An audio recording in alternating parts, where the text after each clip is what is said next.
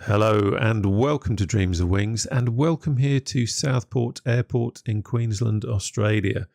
This is a piece of scenery from Orbex that I bought some time ago and been waiting to use it in a video, and this seems like a great opportunity. It's a very interesting little airfield.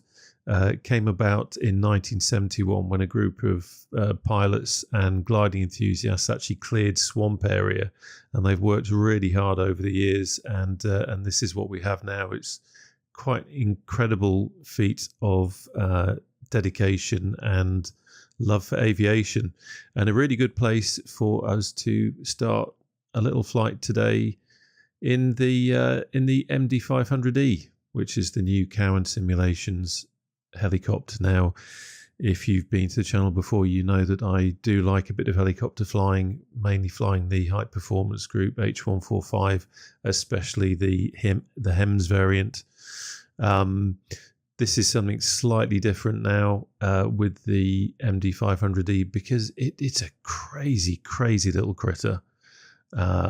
Really interesting to fly, and I've done a couple of flights with it already, more kind of training flights, and I thought this time we would take her up in Australia. And of course, because we are a YouTube channel, I have strapped a camera to the front of it. You can add different bits and bobs to it, and we've got the big cine camera strapped to the front.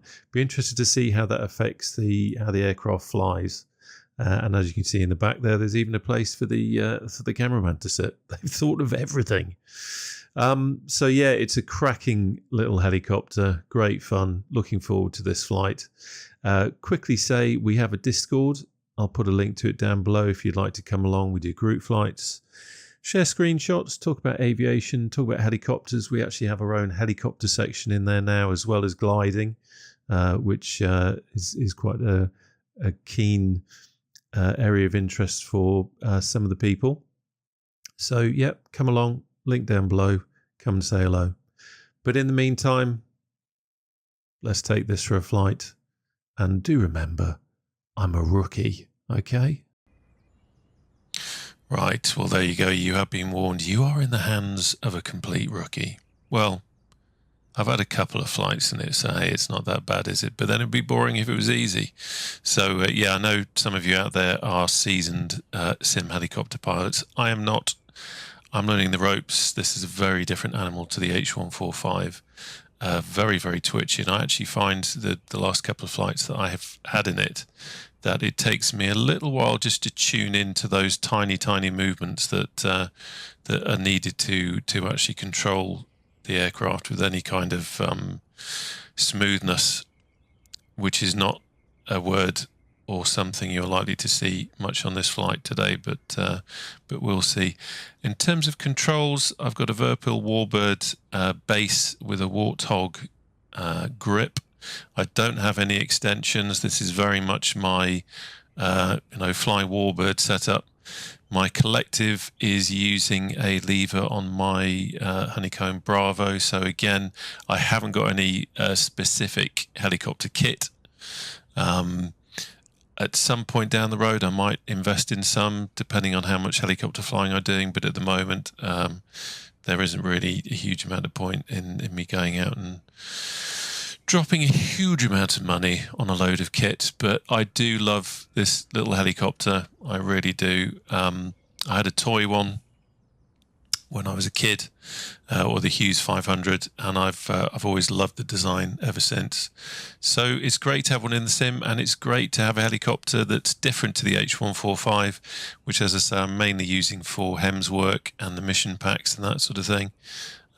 So yeah, this is a great alternative. Right, let's get cracking. Let's close the old doors. Grab my headset. You grab yours. There you go. Right, something I have got to just see if I can do that. Yeah. So we have the rotor brake over here. We need to check that that is off, which it is. This sometimes can be a bit of a tricky one to grab hold of, because it took me a bit of a while to find where it is. But I've now got it set up on a switch. There we go. So that's the rotor brake on. and that's the rotor brake off. So we make sure that that is off. Let's get some battery power on. Now what I'm going to do is try not to talk through the actual startup, because the sound, it's just beautiful, absolutely beautiful. So I don't want to interrupt that, but essentially what we're going to be doing is we'll be using the throttle lever here, just introducing the fuel when the N1 gauge gets to above 12%, and then it will all come to life and you'll get the sweet, sweet music. Okay, so first of all, just have a quick look around. Let's have some lights on because we're about to start aviating. Got the avionics master off. That's all good. The fuel valve is pushed in, so it's open. Right, let's start pump. 2, 3, 4. Close that off. Now this is slightly fiddly bit, so we're going to open it up all the way and then move it all the way back again. Pop that up and then put it into the off position. There we go. So I tend to find with this, I have to be a little bit quick, otherwise you kind of lose the moment in terms of actually starting. So this is the bit where I'm going to go quiet and let's see if we can get it working. So I'm going to be looking over here at the M1 gauge. Starter switch is just over here.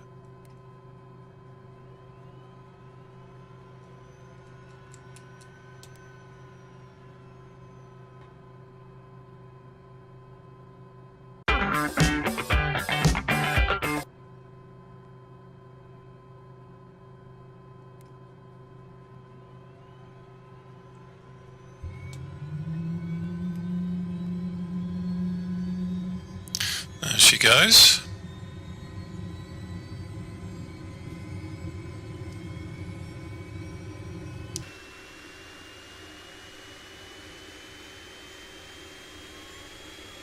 As you can see, being a warbird pilot, we are dressed appropriately.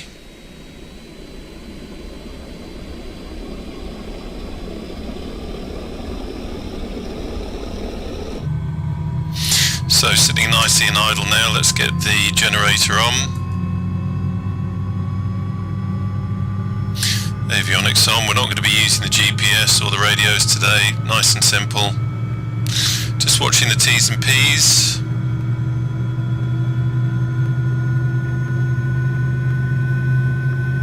Gorgeous sound.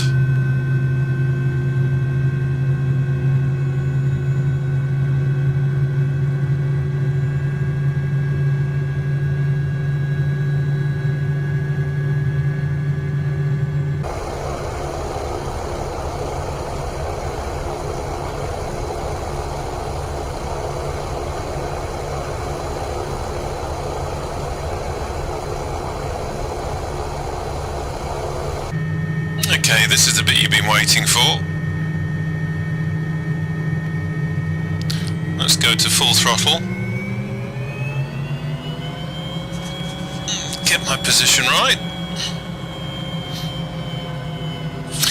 Okay, just having a quick check over here, get the map up so I can see where I'm going. That's all good. Everyone's happy around there. Everything's looking okay here. Don't need to worry about pitot heat today. Or anti-ice. We are literally in the middle of summer here in Australia. Right, so I'm going to be a bit quieter on this one because I need to concentrate, but basically I'm going to gently introduce some collective and some left on the anti-torque, and let's see where this goes. But I'm not an expert, so this is going to be messy. The experts out there can have a good laugh now.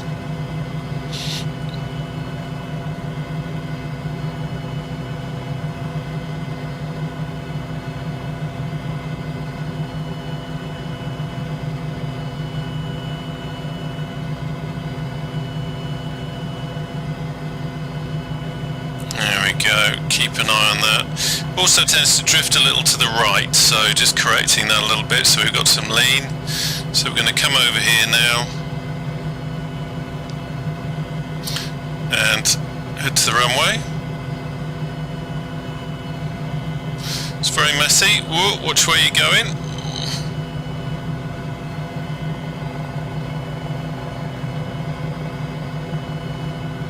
And we'll just use the grass here just to do our takeoff. Tuning into that twitchiness now. It's a very, very sprightly, powerful little helicopter, this.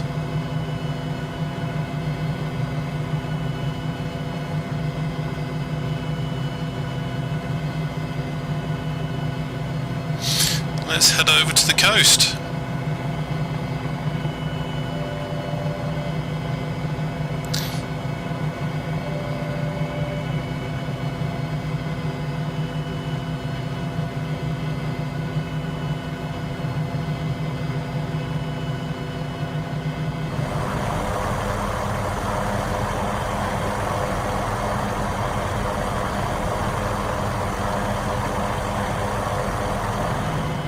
I think one of the things I do like about the 500D is that it certainly keeps you on your toes.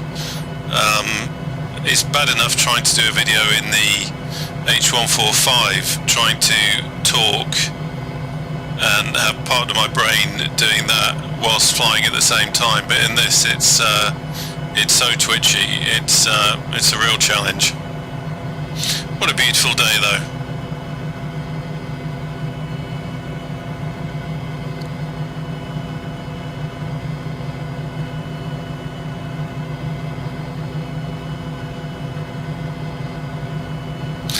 Holywell over there, Paradise Point.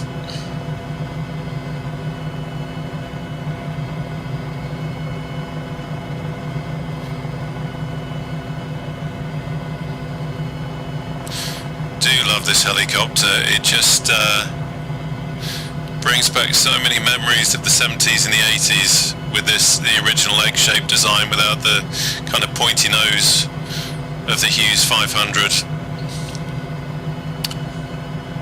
Memories of Magnum PI. And also I seem to remember the Hughes 500 was often used in things like, I want to say, Airwolf and some other programs of the time. They were usually the baddies helicopter, I guess, because they have that kind of little sprightly, kind of threatening look about them when you strap some rockets to them. Of course, this one doesn't look threatening at all. It's got a camera on the front. So according to the map, this says South Stradbroke Island, Crab Island.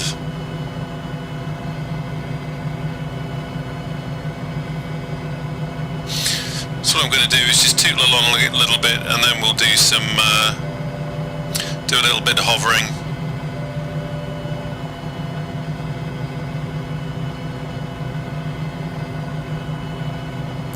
Really are having to fly it the whole time. Just having a look at my instruments now, just checking everything's okay.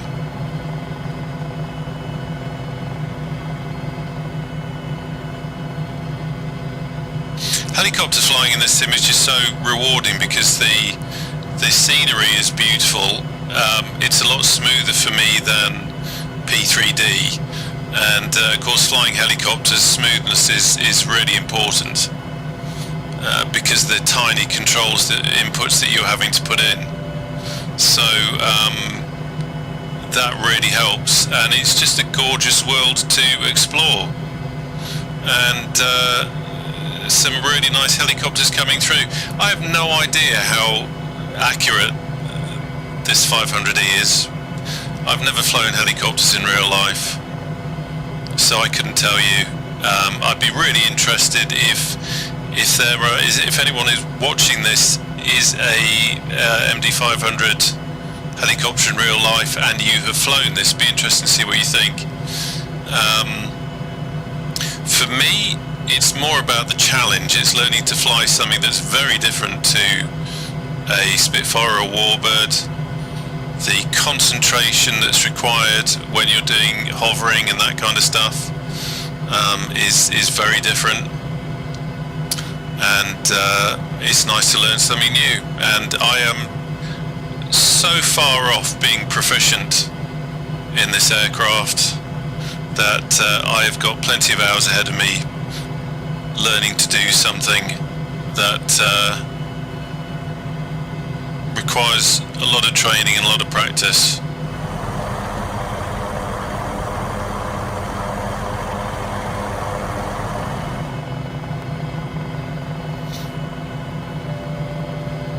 That beep that you keep hearing is the radar altitude going off. Don't worry, we're not about to explode.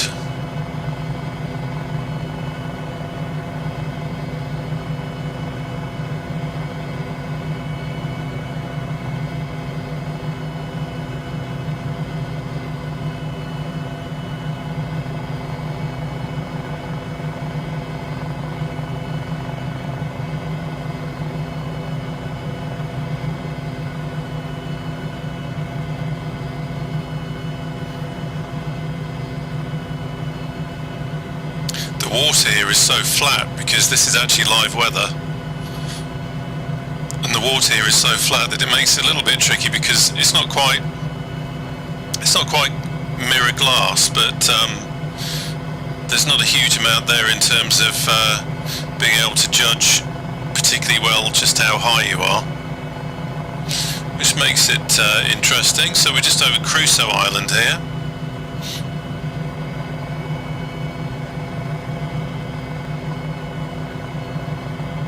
By the way, John, if you are watching, this one's for you, mate. I did say I'd do a video over here at some point.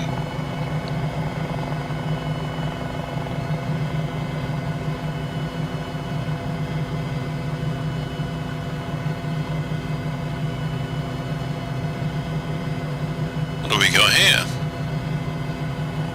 A blob. The famous Queensland blob.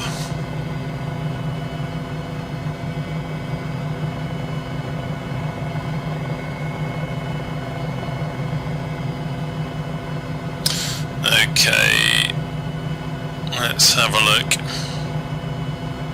If we head inland a bit, we'll see if there's something we can practice doing some landing on.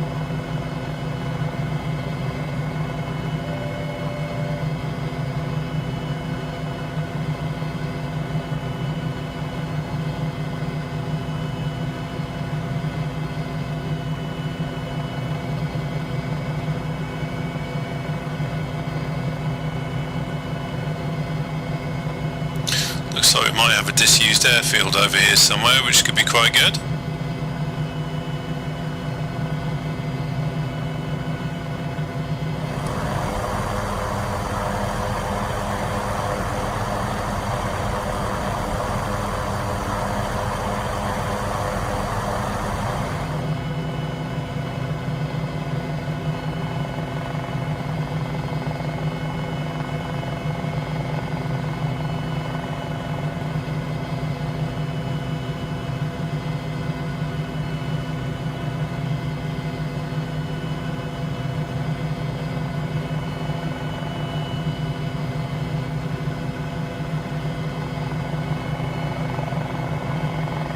Climb rate on this thing is just absolutely incredible, and I'm not even pushing it. So here we go. See if I can find this disused airfield. It might just be a tiny little strip that doesn't really... Oh, that could be it.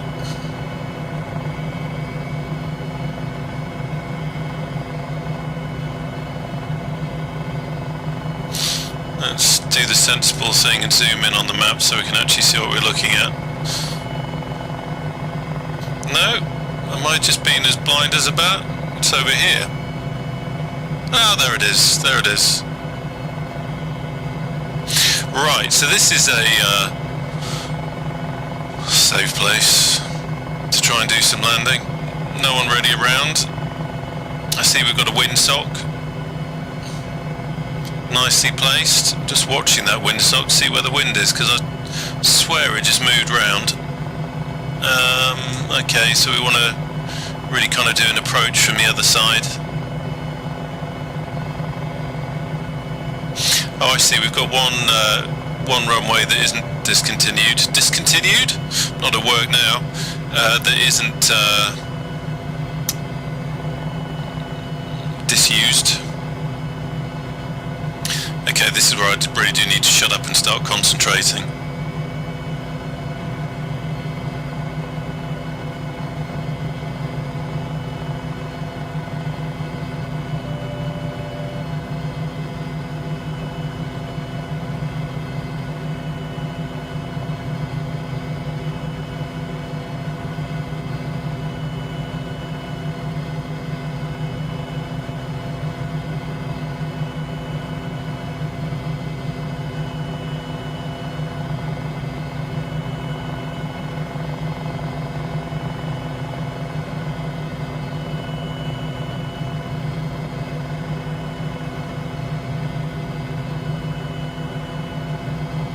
Need to keep that left bank on a little bit.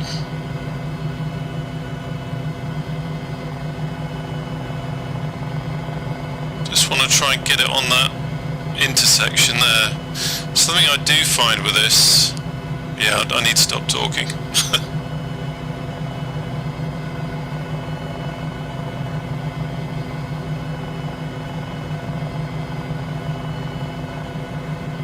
Oof. Be careful.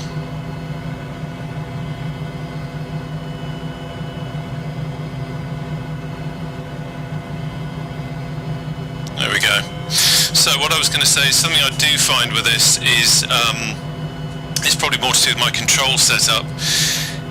Is with the collective, when you're really low, when you're coming into to land there, is that the difference between the aircraft being like a gentle descent and suddenly dropping seems to be very, very slight on the controls. So very, very small movements on the lever there is what is required. But that was quite an interesting little practice. Right, where shall we go from here? Let's head. We'll head over to Ormo, and then we'll follow the road back down to Southport and see what we can see on the way. Right, so introducing some collective. Getting ready with those rudder and that. Okay, and let's transition to forward flight.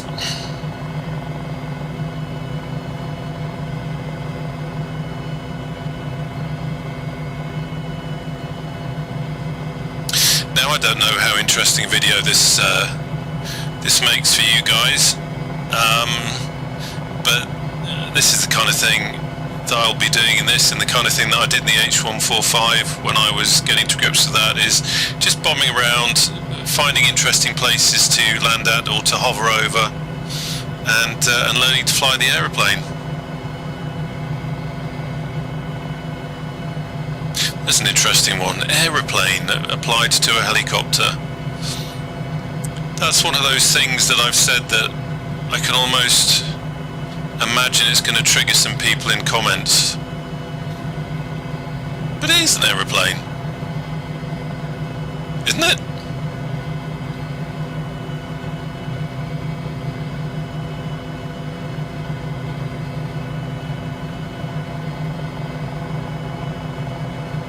Do some nap of the earth.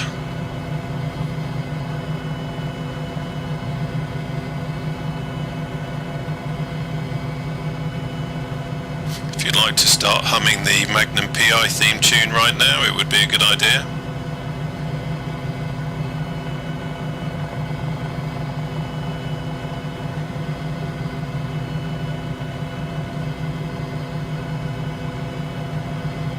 Keeping a good lookout for power lines. I think we do have power line cutters installed on this helicopter, but I'd rather not try and test them. By the way, good opportunity also to say, if you are enjoying this video and if you're still watching at this point, hello and thank you. Please do consider subscribing to the channel. Helps it grow, lets me know what people are actually interested in, because I always look and see which videos are the ones that are getting more subscribers coming in, and helps to shape the future of the channel. It's an odd mix, it's a little bit niche, what with the warbirds and the GA and helicopters rather than airliners and that sort of thing, but that's just the kind of flying I do.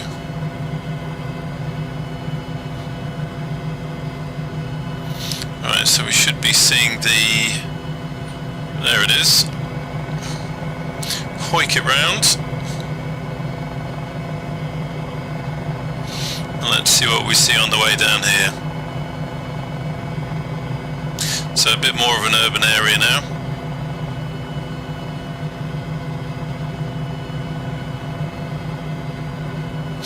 I'll zoom the map in a little bit. Over here on the other screen I can give you a better idea of where we are. So this is coming up to Pimpama, mate. Sorry. I was trying so hard not to do that. If there's one thing worse than me talking French, it's me talking in my god-awful Australian accent. I can never do it justice.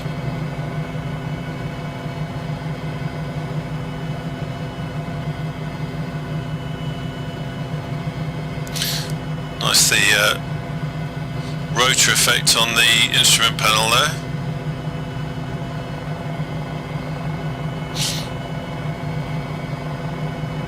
Now, of course, I've said it before on the H145 videos, where VR really has a huge place in flight simming is when you're flying an airplane, aircraft, helicopter,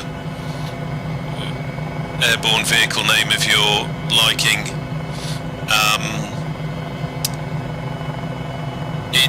It's so much easier to fly a helicopter in VR, which I'm not doing now. I'm using the Grass Monkey head tracking, which is absolutely excellent, and these days, certainly at the moment, I'm doing most of my flying using head tracking rather than VR, just because it's so much easier to read instruments and see more detail.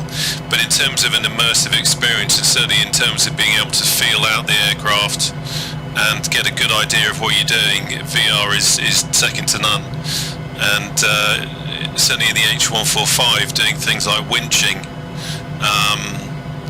landing in tight spots to pick up casualties and all that kind of stuff, VR really comes into its own.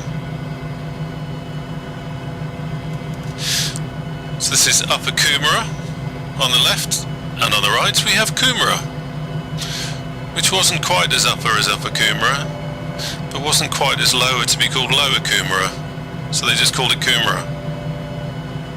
There's a funny little thing going on down there. We've got a bridge with a bit of road glued to the side of it. Oh, hello, what's this? I'm guessing that's Dreamworld. So that's just the baked in Big Map scenery. It still amazes me how incredibly detailed that is just for standard stock scenery that we've just found by accident with me flying down this road. Amazing. Right, let's get back down.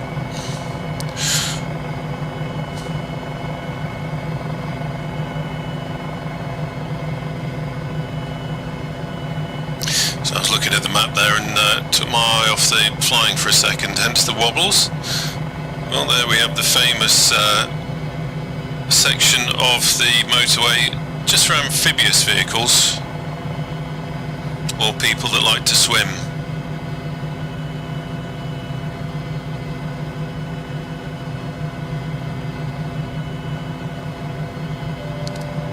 Now my internet speed is pretty damn atrocious, which is why I think some of the scenery here is now starting to take a little bit of a while to load in.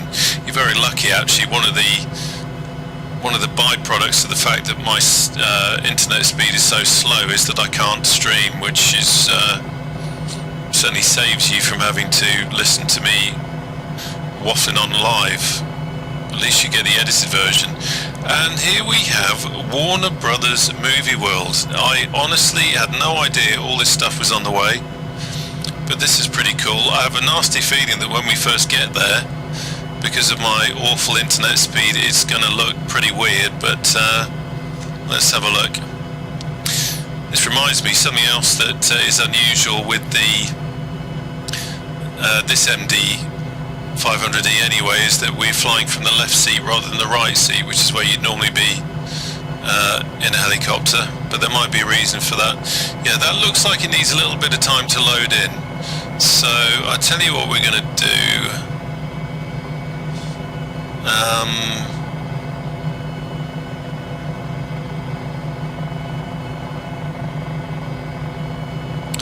Might just do a little circle.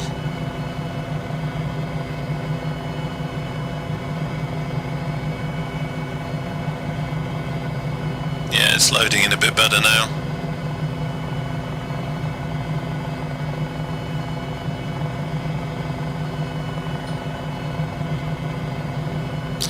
See, isn't it amazing? You get a free tour. Let's face it, if you've watched my flying this far, you deserve it.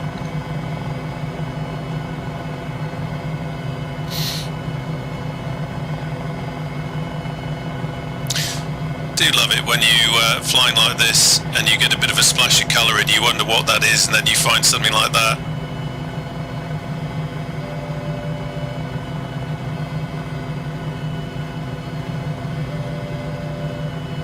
I've not done much exploring in Australia, so it's good to see. The radar altimeter rather beeping there.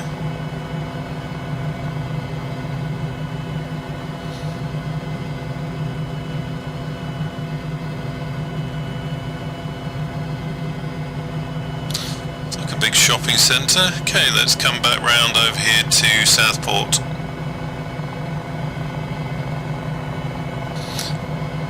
Gives you an idea. Remember I said that Southport was built on swampland, and this is the kind of swampy area that it was built on, but they've got some houses here as well.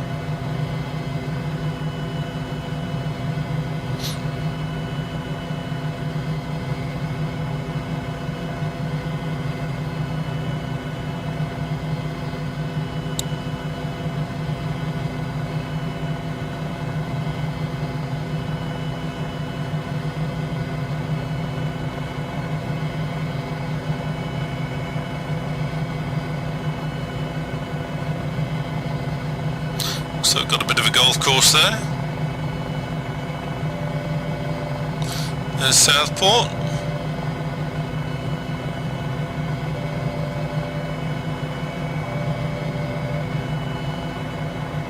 We're just riding the point at which the radar altimeter beeps, so I do apologise for that. Okay, we're not in a Spitfire now, so we're not going to do a loop, because that would just be silly.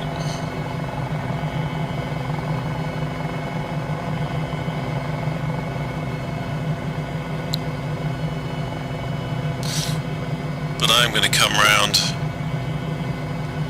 and we shall land. So it looks like we've got a crosswind, so I'm going to, rather than landing on the length of the runway, I'm just going to kind of bring her straight in.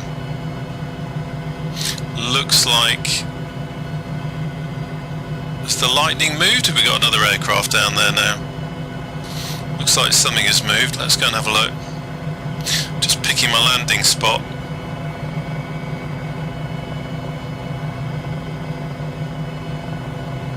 One of the things that I love about this MD500 is that you, as twitchy as it is, you really kind of feel connected to it.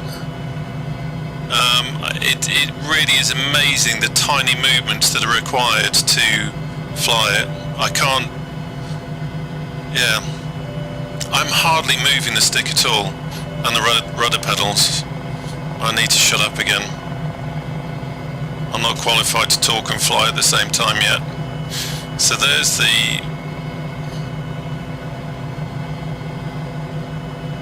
that's the point where the collective suddenly. Okay, let's put some collective in and let's back it up a bit, because this is just getting silly.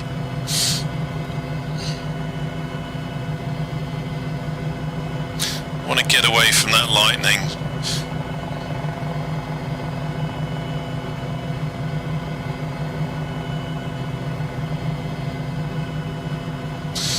And now for the first time then I felt the weight of the camera.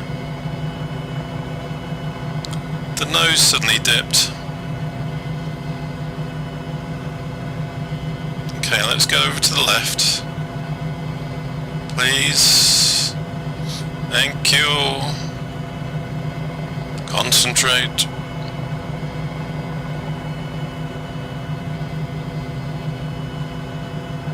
Let's bring it forward, keep on the left. You have to keep that left in, otherwise it will drift.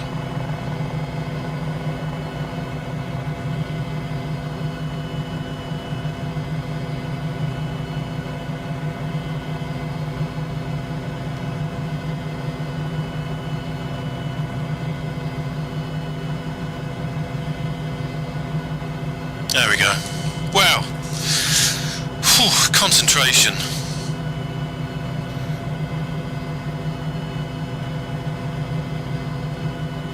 Let's bring the engine down to idle.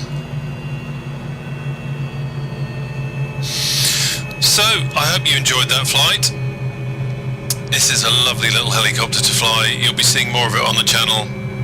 Hopefully, you'll be seeing me getting more proficient as well, because that would be good, hey? If you enjoyed it, as I said before, please do consider subscribing to the channel. It would be great to see you here again. And